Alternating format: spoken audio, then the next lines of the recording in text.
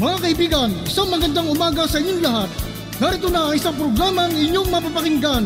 Hatid sa inyo ni Mel Elizalde, batikang broadcast journalist, sa kanyang pagtalakay sa mga napapanahong balita sa loob at labas ng ating bansa. Gayon din sa pagbibigay ng mga kaalaman ng kanyang tinipon tungkol sa kalusugan, ekonomiya, agrikultura, pangkabuhayan, politika at ang sitwasyon sa katahimikan ng bansa. At ngayon, narito na ang guro ng palatuntunan, Mel Elizalde.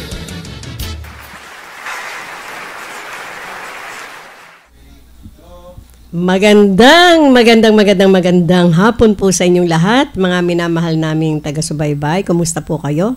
At welcome po dito sa ating programang Kadiskarte tuwing alas 3 po ng hapon. At ngayong Abril 4, 2024 ay welcome po kayo. Siyempre, mula dito sa ating studio, Elizalde Broadcasting. Pero sa umpisa ho, gusto kong humingi na naman ng katakyot-takyot na paumanhin. Dahil ngayon na lang ho tayo nakapag-programa, alam nyo po, napakandami po nating mga inasikaso. But then alam po namin na nandyan pa naman ho kayo lagi, hindi po ba?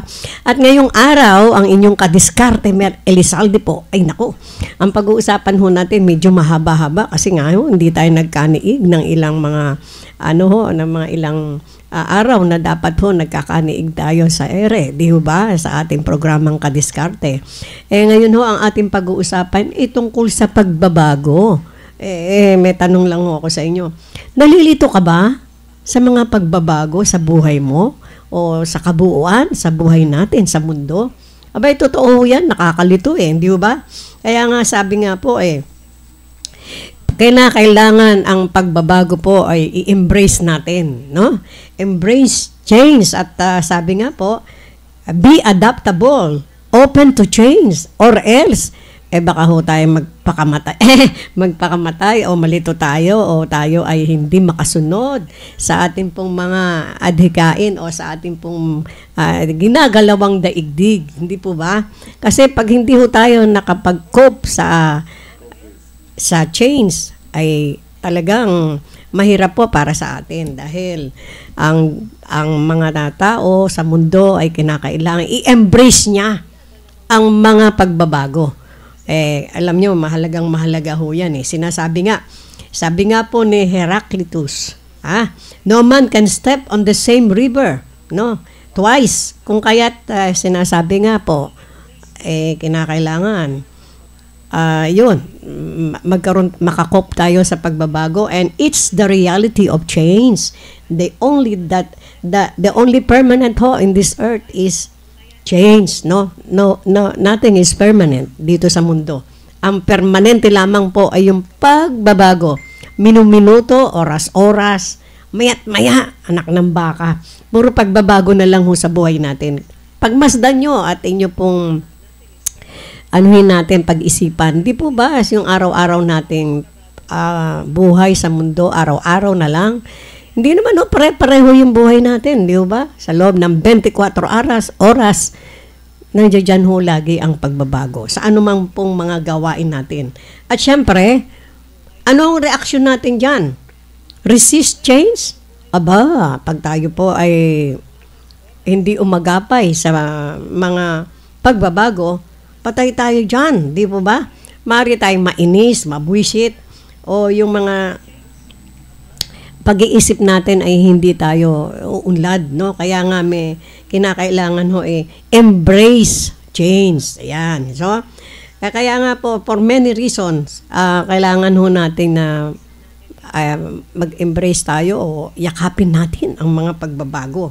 Yung mga bagay-bagay na nagbabago, yung mga mga simple, no? Halimbawa yung mga gamit natin, pinarada natin sa isang lugar, pero suddenly nagbago tayo, kinakailangan nating palitan ang kanyang mga lugar para makapag-embrace tayo sa mga bagong gagawin natin, no? At siyempre good reasons why we resist change. Kinakailangan kailangan makasunod tayo agad yung isip natin. Yung isip natin, ay kinakailangan ho nating i-adapt yan. Abrupt and social changes, social upheavals, no? Sabi nga po, yung mga taong hindi makapag-cope up sa mga pagbabago, minsan nasisiraan ng ng kanyang pag-iisip o kaya nasisiraan siya ng pagtingin niya sa buhay, no? Nagkakaroon siya ng problema, mind-breaking talaga pagka may mga pagbabago. Di mapipigilan ng mga bagay na pagbabago. Pag hindi ho natin yung tatanggapin, talagang tayo po ang talo doon. Sabi nga, it's futile to resist change. Wala ho tayong magagawa, no? Kung hindi natin i-embrace ang mga pagbabago. So, the best thing to do is embrace it, no? Ano ibig sabihin? Itanggapin natin at wag ho tayong tututol dyan. At in that way, ma-enhance ang ating mga kaisipan, no? Sabi nga po, para kayong nasa gitna ng dagat, nakasakay ka sa darko. Darko ba 'yon? Maliit na bangka, no?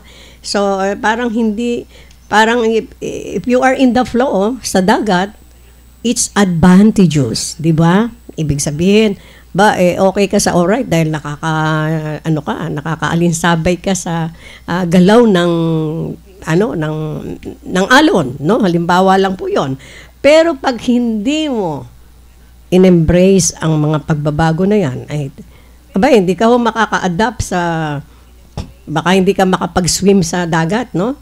Sinasabi nga, it's either tatayo ka ba o aanurin ka ba o mapapagod ka sa pagsagwan, and then finally, ang magiging dahilan? Lunod. Lunod ka, paktaylo ka, di ba? So, ganyan din po sa katotohanan, no? Kinakailangan ang mga changes sa buhay ay atin pong yayakapin at iintindihin at iisa-isahin kung ito ba ay makabubuti sa atin, at kinakailangan pag-aralan natin kung paano tayo makakaalinsabay. Yan, aalinsabay tayo sa pagbabago sa buhay. Wag ko kayong matakot na umalinsabay sa buhay. Halimbawa, sanay na sanay kayo, wala kayong ginawa kundi matulog maghapon, magdamag. Tapos bigla na lang napilitan kayong magsikay sa sarili niyong buhay. Hindi po yun kaduwagan at hindi rin po yun tinatawag na kasawian. Hindi po. Yun ay tinatawag na paghamon. Yan. Hinamon kayo ng mga pagbabago. At it's up to us bilang isang taong may mabuting kalooban, may mabuting pagsusumikap, may mabuting balakin sa buhay. Na-embrace natin ang pagbabago. Umalinsabay po tayo sa mga dumarating nating mga pagbabago. It's either problema ba yan? Yan ba ay kapaitan? Yan ba ay pagharap sa katotohanan o guni-guni? Pag hindi mo na ginawa yan, masisiraan tayo ng bait. Bandang huli, i-blame pa natin yung mga tao sa ating paligid. Kaya ako nagkaganito, anak ng baka kasi ganito ganyan. Don't ever blame people around you. Because ang mga pagbabago po sa ating buhay ay nagmula sa atin. At kung ano man yung pagbabago na yan, alam natin kung ano yung ating katutunguhan. And so, we don't have to blame people around us, no? Kailangan pag-isipan natin na, ito yung challenge sa akin. I will embrace the changes, na? So that hindi ako malilito, hindi rin ako malulunod, kumbaga sa dagat, at lalong hindi ako mawawalan ng lakas ng loob para sa pagbabagong aking ninanais na magiging challenge sa akin. And who knows, ang taong matapang at desidido na lumangoy sa buhay ay meron pong magandang kararatnan. Kesa po sa lagi na lang po ba tayong talunan? Hindi naman talunan ng ating apelido di ba? Panalo tayo dapat, di ba? Kaya wag ho tayong mawawalan ng pag-asa. At sinasabi ko nga po, yung ating pong mga pagbabago, example lang ho natin itong mga pagbabago natin. Ito yung mga mabuting pagbabago na ating pong nakikita sa ngayon ho, nasa non-digital era na tayo, no? Kasi dati nasa analog tayo di po ba? Ito nga lang, ito lang ho, simpleng-simple. Dati analog lang tayo, tapos dumating ho yung pagkakataon na nasa digital era na nga tayo. Web 1.0 panahon na ang isang computer. Sinlaki ng isang kwarto dati, no? Nung bago pa lang hong inintroduce ang computer, ang laki, kasing laki ng kwarto, no? Pero dumating na yung Web 3.0, Metaverse ang dating, no? Na millennialism, nagbubulol ako. Ako mismo, di ko maintindihan although nandito po ako sa ganitong klaseng hinaharap, no? And I'm trying to understand and trying to adapt myself to embrace changes dahil nandito po tayo. And so, yun nga po, di ko maintindihan ito, pero yung concrete presentation, ikaw mismo, di mo maintindihan, di mo maunawaan. Bigyan tayo ng another example na napaka alam natin. Yung telepono, di po ba? Yung telepono, sino ba naka-invento niyan? Walang iba kundi si Alexander Graham Bell, no? So, nag-umpisa ho yan sa Morse code. Mga ganyan-ganyan, no? Ang hirap po unawain, no? Pero lumabas na ang telegram. Mas maliwanag na parang lumabas na ang parang medyo maliwanag na yung communication pero maiiksi lang, no? At parang pagkatapos lumabas na ang telepono, no? Kung natatandaan mo, yung telepono na may kulot na kordon. Pag nakakita ka yung kulot na kordon, kamukha ko, tawag nila sa akin si kulot no? Yun, telepono yun. Subalit, dadapat nung ipinanganak na ang mobile phone. Ayan ang maganda no? Pinanganak na ang mobile phone, tandaan nyo yan. Pinanganak na ang mobile phone. At ang sinasabi po rito ay nung pinanganak ang mobile phone ay nasa digital era na nga tayo. Ayan. At sinasabi, yun ho bang telepono na ating pong nakikita na yan ay ang dating ho yung Android, di po ba, no? Dumating na tayo dun sa Android na sinasabi, nakikita na tayo sa telepono, nakikita mo yung kausap mo, naririnig mo pa, nakikita mo na, at malinaw na malinaw. So, yan po yung mga pagbabagong ating nakita. So, kaya nga po yung sinasabi ng yung mga elderly na marunong gumamit ng makabagong cell, yung hindi naman po makapag-cope up, yung mga relatives nila, hindi sila makapag-continue sa communications because hindi nga po nila alam yung mga bagong pagbabago. Noon, ang tanong natin, pagka nag-a-apply po tayo sa trabaho, naalala niyo po ba nung pagkapanahon na natin, tatanungin tayo, marunong ka bang mag-type? Yun ang tanong, no? Ngayon ho, pag mag-a-apply kayo sa trabaho, marunong ka bang gumamit ng social media, Canva, application, paggawa po ng maraming gamit sa computers? Ayan. Talagang panibago na ho yan. Ibig sabihin, pataas na ng pataas, ano? Kaya nga, anong sinasabi? Kinakailangan matuto ka. Kung hindi, pag hindi ka natuto dyan, ang mangyayari sa'yo ay wala. Kawawa tayo. Hindi tayo hindi tayo nakapag-adapt. Kung kaya't para tayong tanga, no, ang nangyari. So, pero bago po tayo magpatuloy, gusto ko po munang batiin yung ating mga kaibigan. Yung ating pong mga kaibigan at mga mahal na mga kaibigan, walang iba kundi si Dr. Loida D. Diaz, ang isa sa pinakamagaling na naging principal sa Division of City School of Manila. Ma'am, kumusta po kayo? Alam niyo naman, love ko kayo. No, ayan po, lagi sana po kayong sa mahusay na kalagayan. So, ayan po.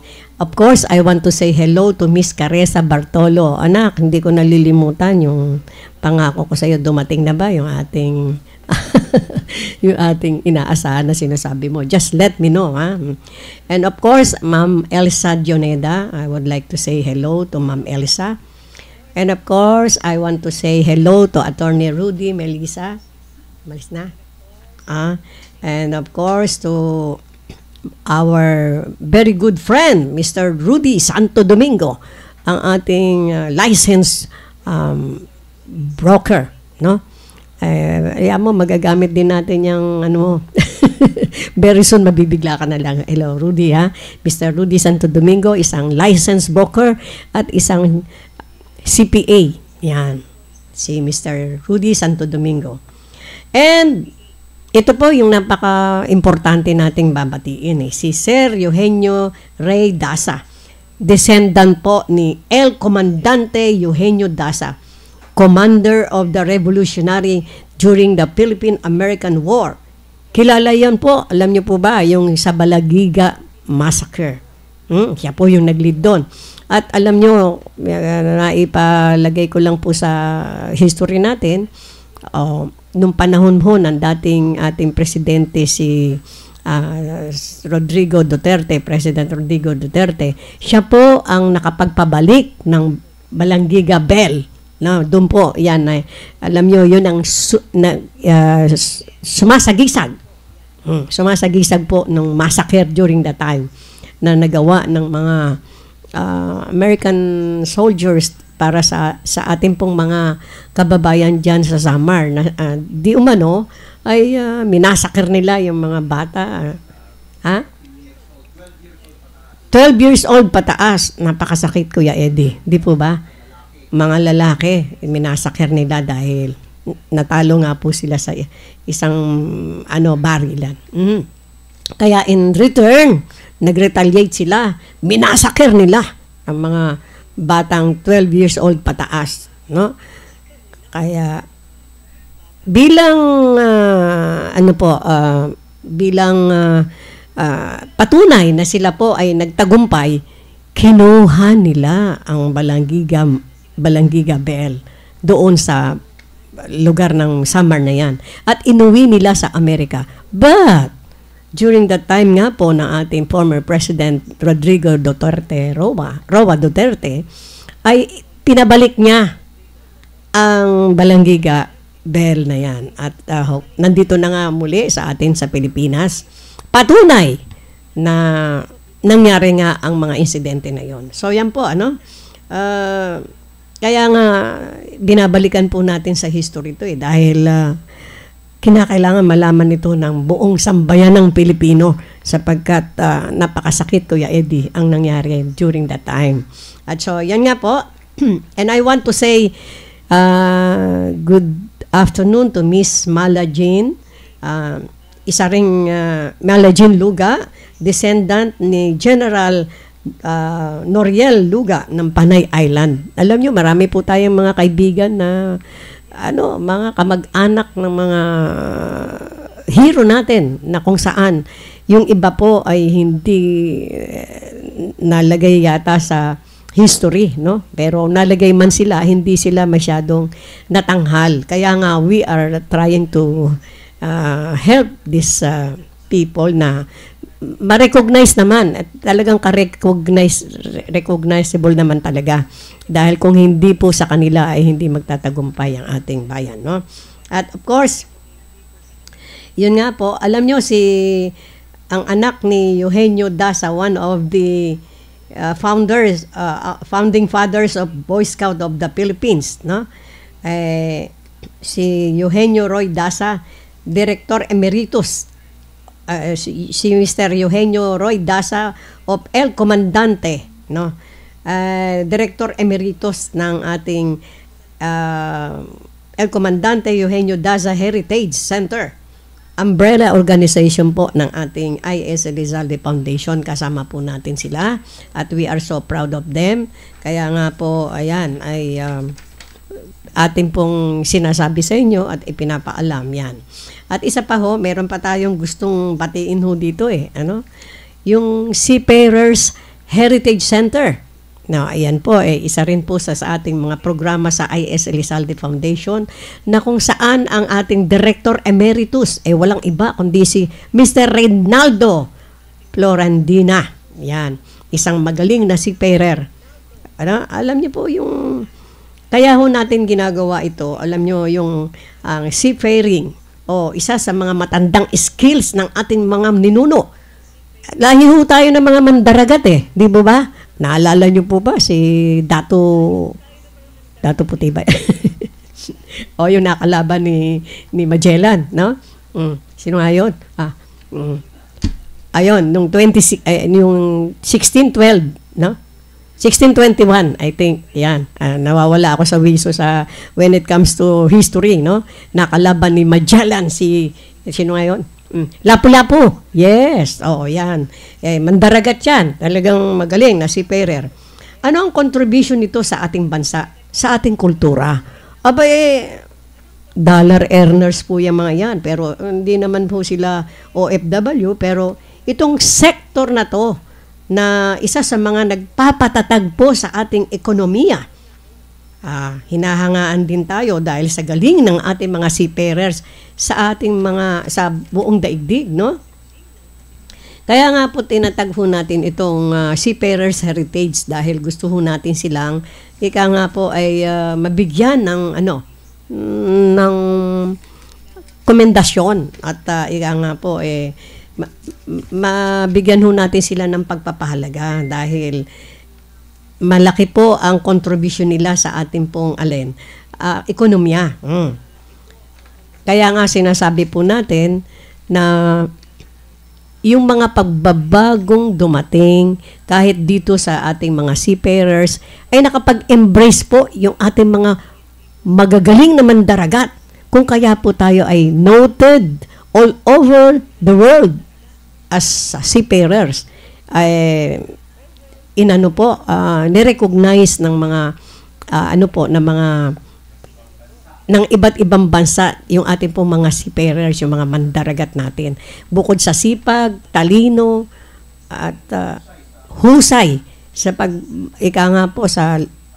sa pagdaragat sa pamamagitan ng paglalakbay para sa karagatan. Mga matatapang yan, no? Kaya ho yan ay ating pong nire-recognize, kaya itinatag po natin yung Heritage of Seafarers Heritage Center dito po sa I.S. Elizalde Foundation na pinangungunahan po ni Director Emeritus Reynaldo Florandina. Yan po, yan. Alam nyo, marami po tayong mga dapat na i-recognize at i-embrace po natin yung mga pagbabagong nangyayari sa atin. Sabi nga po natin, Pangulong Marcos, Bongbong Marcos Jr., ang bagong Pilipinas, di po ba? Talagang may bago tayong maraming pagbabago sa atin sa Pilipinas, di po ba? At kung tayo po ay patuloy ang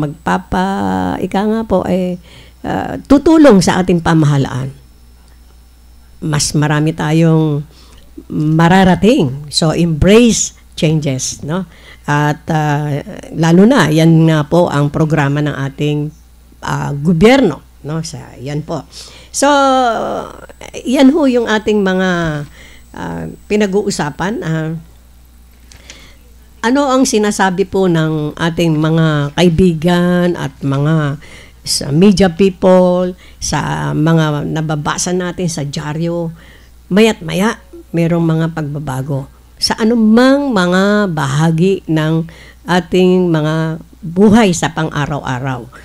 Kaya maging tayo, alerto at hindi dapat matakot sa anumang pagbabago. Tandaan natin ang pagbabago tungo sa magandang kabuhayan at kaalaman ay ating pong yakapin at pagbutihin at huwag katakutan at atin pong pakialaman. Makialam tayo, no? Yan ho ang maganda nating gagawin. And so, yan po, mga minamahal kong mga kadiskarte. Isa pa ho nating, sana ho pag-uusapan natin, ito pa ho, may mga pagbabago nga hong nangyayari. Tungkol naman sa, alam nyo, hindi ho lahat ng pagbabago ay maganda. Meron din hong masama, no? Yung mga, nung araw ho ba, nakakarinig kayo ng mga scam-scam? Wala, di ba? Pero dumating na yan, may pagbabago sa mga scam-scam. Dapat ho kasi talaga, atin pong tatalakayin itong scam na to, you know? Kaya lang, dahil dumating nga po yung ating pag-uusapan, and so, inuna po natin to, but tomorrow, ay pag-uusapan natin itong virtual assistant job opportunities scam, mga fake income virtual assessment for opportunities scam po. Kasi ako po ay nabagabag dahil sa isa dati nating kasamahan na guro. Dati kasama ko po siya sa Arellano High School. Napakagaling na guro, napakamatyaga, napakamasipag. Talaga namang nasa kanya na lahat. Ako po yung humahanga, pero siya ay nagpunta sa probinsya sapagkat doon ang kanyang pamilya, kung kaya't nawala siya sa Division of City School of Manila. Ito pong ating co-teacher na si Jose Necesito ay nagbukas sa atin ng kanyang sama ng loob tungkol dito sa mga scam na to. Anak ng baka, yung virtual assistant job opportunities. Wag ko kayo maniniwala doon, no? Sasabihin, o sige, magbenta ka ng ganito, ng ganyan, at maglagay ka ng pera mo. Ito po, ina-announce natin, at bukas much natatalakayin natin to. Ang pangalan daw po ng kumpanya na to ay New Star Shopping Mart Incorporated. Chechikan po natin ito. Sapagkat sanabi nga po sa akin itong batang ito, si Jose Necesito, Tita Mel, ipapadyos ko na lang. Alam niyo po, wag ho kayo matakot. I-embrace and change, no? Opo, kailangan natin ng guidance ng Diyos, tama po yan. Pero, kailangan lumaban tayo at i-expose natin yung mga masamang gawain para wala na silang mabiktima. Isipin nyo, hirap nga yung tao. Kahit na magaling na teacher, hindi siya na-aprobahan na para maging teacher to man lang. Pero kung siya ay nasa Maynila, I will help him, no? Kasi napakabait at mahusay na guro ito. Pero dahil nga doon, kung ano-ano pang mga hinihingi sa doon, ng kagawaran. Pero ito nga, para gusto niyang magkaroon ng other income, napasabak siya dito sa scam na to. 10,000 pesos ang kanyang inilagak dito at hindi na niya ma-withdraw dito sa punyetang New Star Shopping Mart Incorporated na to, nasang-ayon sa kanya, ay ano po, pina-check niya to sa SEC na nakalagay naman daw po, ano tawag doon? Na-registered naman daw sa SEC at inireport niya sa pulisya doon sa lugar nila. Bukas tatalakayin ko yan, no? Kasi gusto nating makatulong. Hindi daw siya pinansin at walang nagawang hakbang. Well, ito po gagawin natin na ating makakaya sapagkat dito sa Elizalde Broadcasting, kailangan po natin ay ayusin at ay ipamahala, ipamalagay sa buong mamamayan ang katotohanan para hindi na ho tayo muling mabiktima sapagkat lumalaga na po yung ganitong mga scam. Kaya sabi ko, anak, hindi lang basta ipapadyos natin yan. Gagawa rin tayo ng paraan. Kailangan embrace natin ang change. Ano yon? Aba, gumawa tayo ng paraan para mapigil itong mga kaganitong katarantaduhan. Di po ba? So, yan po. Bukas abangan nyo sa ating talakayan ang tungkol sa scam na to ng New Star Shopping Mart Incorporated na kung saan yan daw ang pangalan ng scammer na to. So, abangan nyo po bukas, mga minamahal nating taga-subaybay. Samantala, syempre, gusto ko pong time is up at pangako po bukas, magkikita muli tayo sa ating ibitalakayan at ating pong tatalakayin itong scam na to na ginawa ng ito yung tinatawag nilang scammer na kung nakalista raw ito, nakalista raw sa SEC, New Star Shopping Mart Incorporated. Pero ang sabi sa text sa akin ni Mr. Necesito, parang ginamit lang daw yata. Ginamit or whatever, kailangan i-announce natin.